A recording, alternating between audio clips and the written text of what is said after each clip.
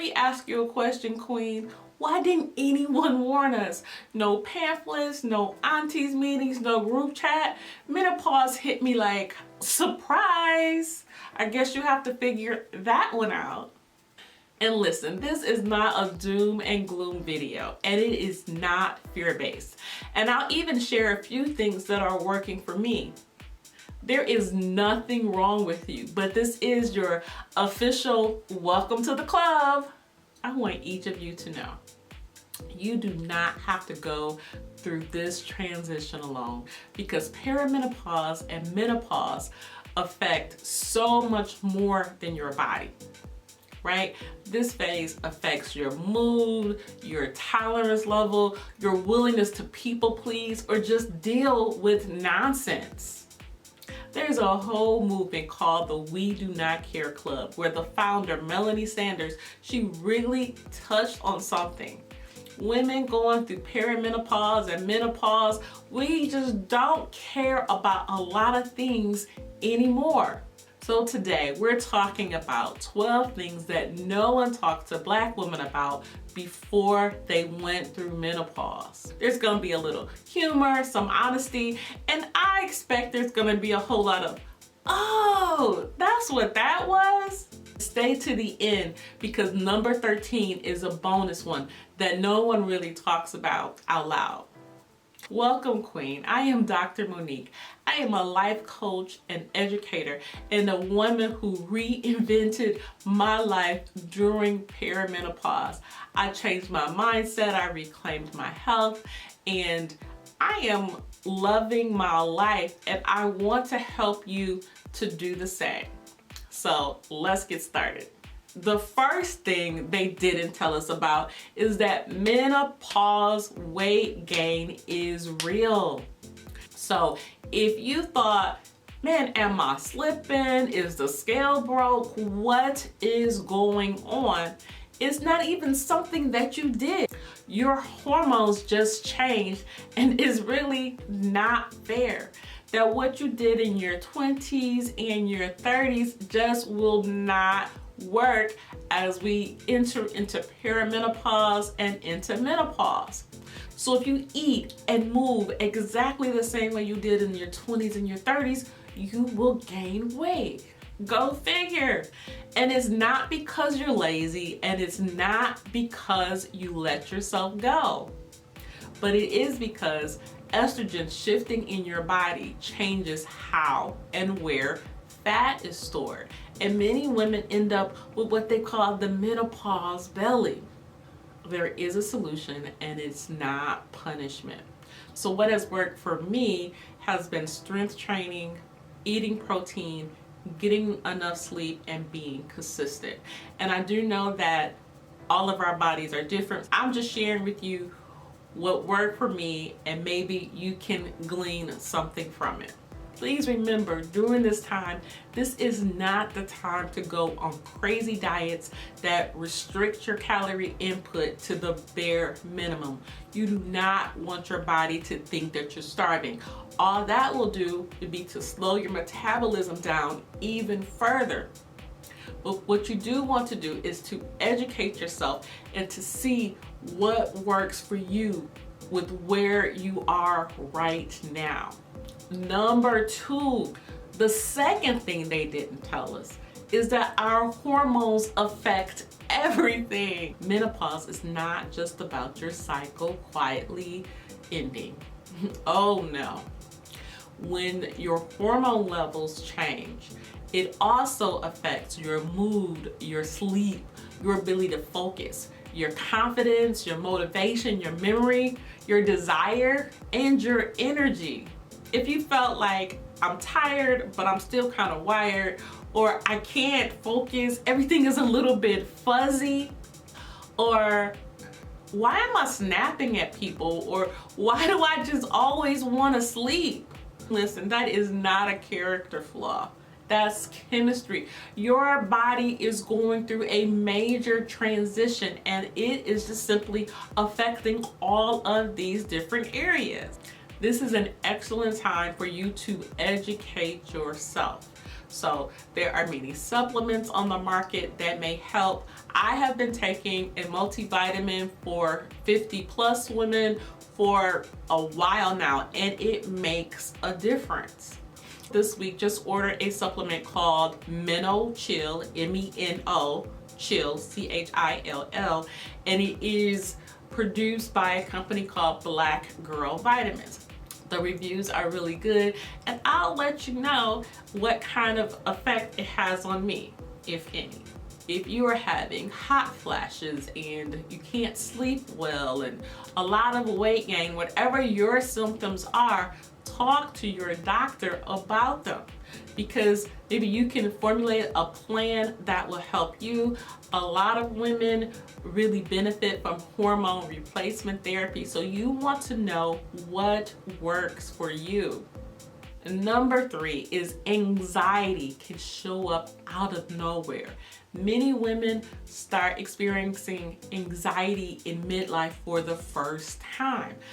They experience things like heart racing, racing thoughts, nighttime worry, and they're just wondering, like, what is going on? Am I going crazy? Am I losing my mind? No, that's not it. Hormones affect serotonin. Serotonin is a chemical that helps keeps our brain calm, right? So as you're going through menopause, there may be times when your serotonin levels are not as high as they normally are. Sometimes anxiety is not emotional, it is more chemical.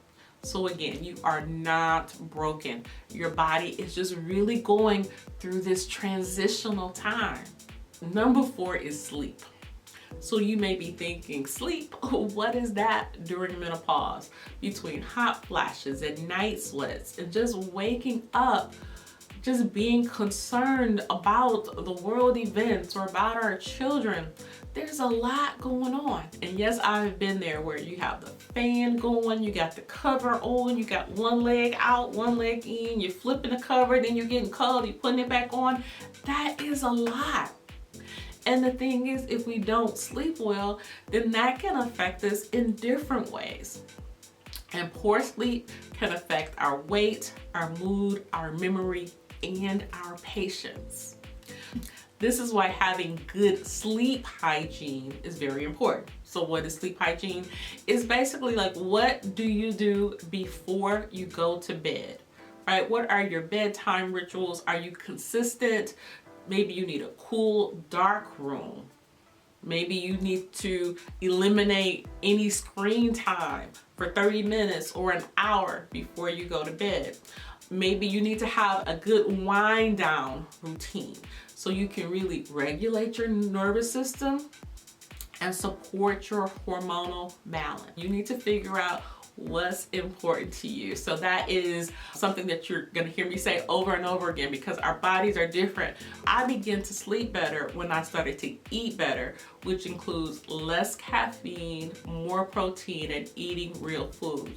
Those 3 things help so much for so many things for me during this time period. I also found comfort in knowing that God gives his beloved sweet sleep that can be found in Psalm 127:2. I am his beloved and he's giving me sweet sleep. I would say that over and over in times when I couldn't go to sleep.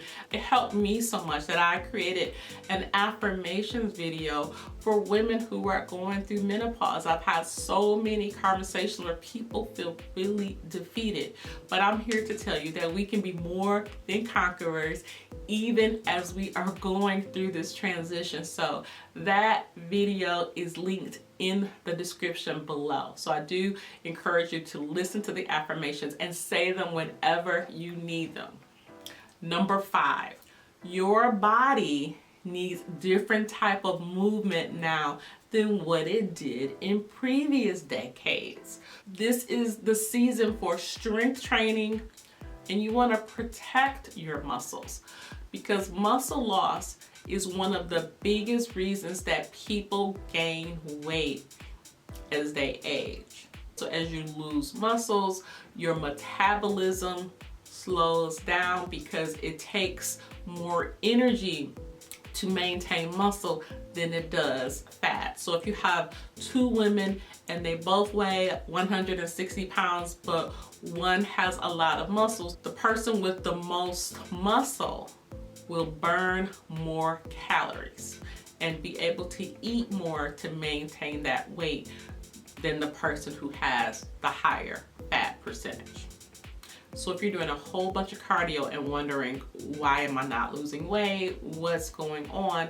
It could be that you just need to focus on strength training and walking and doing those things that will help you to get stronger and to preserve and to build muscle. Number 6, your stress tolerance drops. The things that you used to just push through, they might just push you to burnout right now, right? Your nervous system changes and your cortisol response changes, and suddenly your body says, no, we are not dealing with that anymore. We're not tolerating a bunch of nonsense anymore. It is so important that you set and enforce healthy boundaries.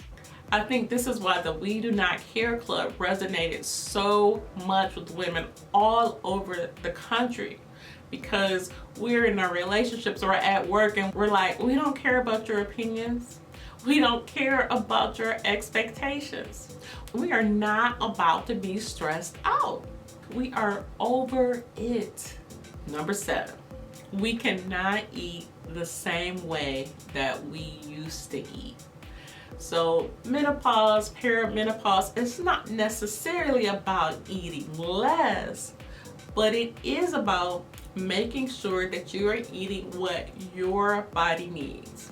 You don't want to be skipping meals, spiking your blood sugar, living off of determination and caffeine. No, don't do your body like that anymore. When I was in my 40s, a doctor explained it to me this way. He said, your body will tolerate abuse for about 40 or 45 years, and then it will start to rebel. So you reach a point that you can't just eat anything, right? So maybe before you could go to McDonald's every day for lunch or eat fried foods and eat candy bars and potato chips, but you get to a point where your body really just needs to be nourished. And this will help you to just feel better in so many areas. So it is important that you know that you cannot eat the exact same way that you used to eat and expect to have the results that you used to have when you were a teen or in your 20s. I'm not saying to go on fad diets or whatever, because I've tried some things and those don't work for me the way that they used to. You're gonna have to do some research if you don't want to just survive menopause, but we want to actually thrive while we're in menopause. Number 8, your identity can feel a little bit shaky, and nobody really tells us that. We reach midlife and we might start to question everything. Like, who am I now? What matters in my life and what do I want? During this time, we have so many things going on. Our children may all move out and we have an empty nest. We may be dealing with parents or the loss of our parents. We may retire. There's so many different things that are happening in our lives where our roles and our identities are changing. As you start thinking about who am I, it is not because anything is wrong. It's just that you are going through a transition. You may be ready to really redefine who you are now, to look at the different roles or your identity that may not suit you anymore. So this is an excellent time for you to reinvent yourself. Number 9, doctors don't always prepare you for what is about to happen. Unfortunately, many doctors are not even trained on how to care for women during perimenopause and menopause. So you may need to do some research so that you can ask better questions, so you can make sure that you are being taken care of. And you might even have to find a different provider. This is not about you mistrusting your doctor or any of that. It's just about you being able to have an informed partnership. Halle Berry actually tells a story of when she expressed her menopause symptoms. Her doctor didn't understand what was going on, and she was misdiagnosed with herpes. That situation was so traumatic for her that is what started her on her mission to educate women about menopause and perimenopause and the symptoms so that we can get the care that we need. And I'm so grateful for women like her who have really put this out in the open. It's not something that you only talk about with your friends and it's hush hush and you're whispering about it, but this is something that is being openly addressed now, and I believe that will make all of the difference. Number 10 is that your tolerance for nonsense disappears. Let's be honest. Menopause causes some clarity. Your patience for fake relationships, being misaligned, and performing for approval, all of that drops dramatically. So you may end up finding out that some of your friendships change. You may have some roles that shift, and it's not because you're bitter, but it is because you're getting better, right? We're walking in our wisdom. We are more discerning. I used to look at my mother and maybe some of my aunts or great aunts and think, they just say whatever they want to say, right? And I'm thinking, just because you get a little bit older doesn't mean you get to just say whatever. But what I didn't realize is that they had gotten to the point where they don't want to tolerate any nonsense at all. They got to the point where they quit biting their tongues about things. They set boundaries and they say what needs to be said. This is something that I'm thinking about, and I believe I'm becoming a little bit more direct. Not that I want to hurt anybody's feelings, but some things just need to be said. And there are many things that I'm simply not tolerating. Like, I am too old to be beating around the bush. Number 11 is that self-care is no longer optional.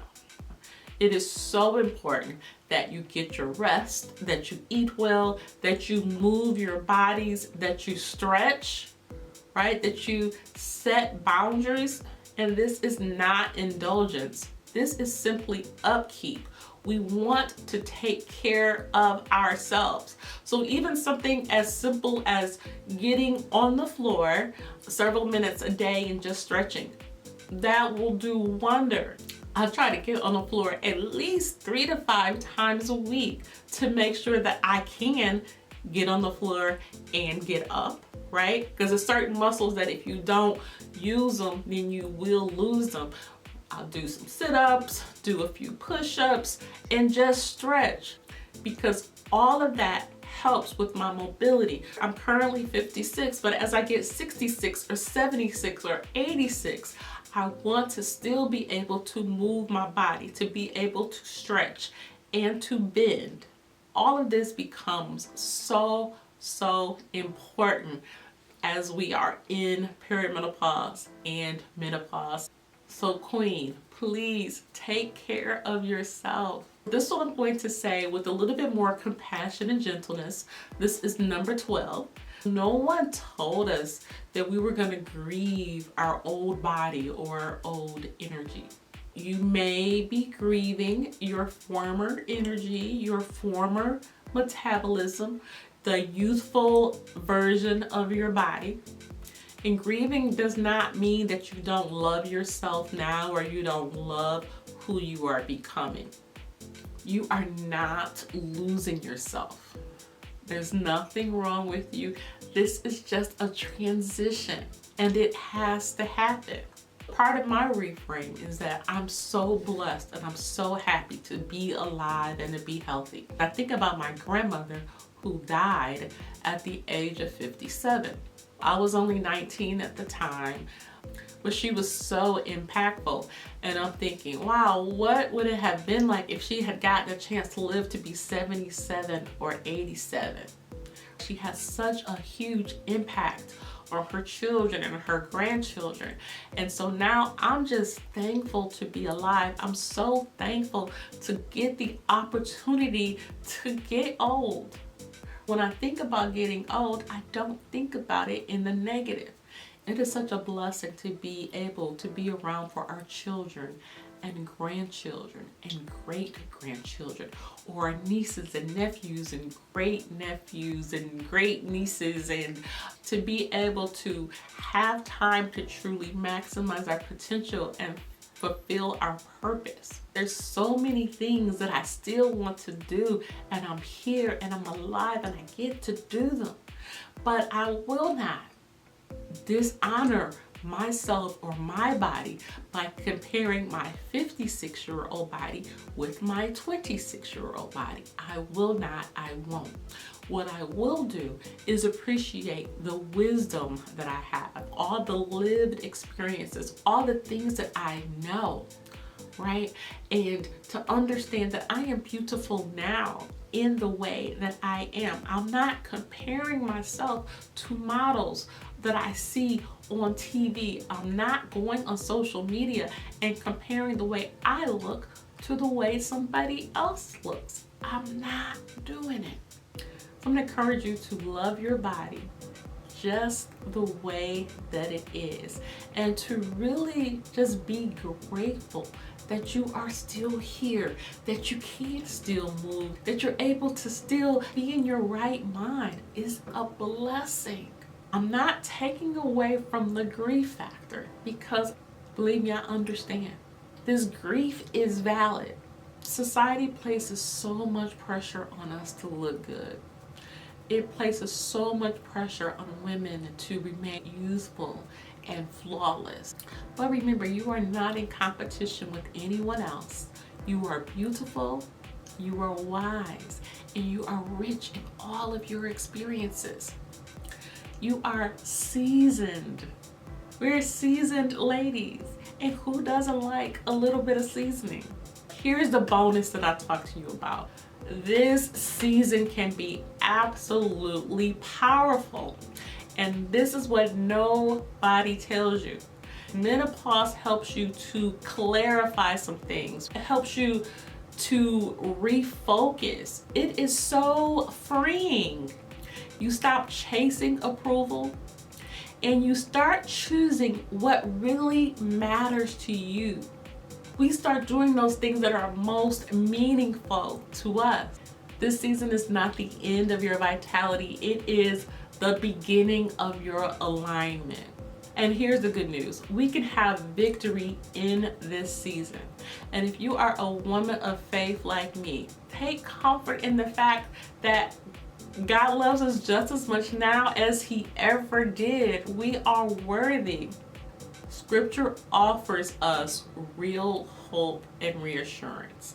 I have linked the video entitled More Than a Conqueror, Christian Affirmations for Women in Menopause, and I encourage you to listen to the affirmations, say them out loud, because remember, our brain believes what we say more than any other voice. So you need to tell yourself that you are more than a conqueror, that you have victory in menopause, that God gives His beloved sweet sleep.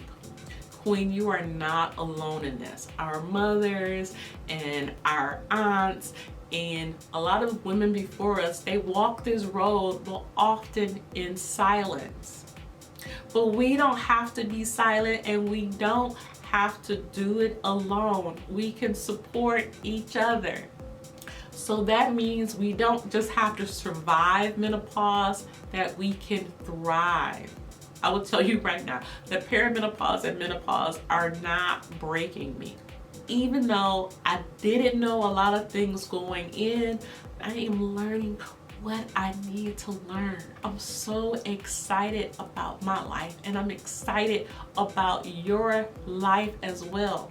If this video has made you feel seen, please like the video, please subscribe to the channel, and leave a comment to let me know what part of the video resonated with you. And Queen, Welcome to the season where you quit apologizing for your needs and you really start to honor the woman that you are. You can be more than a conqueror in this season. Be blessed, and I will see you next time.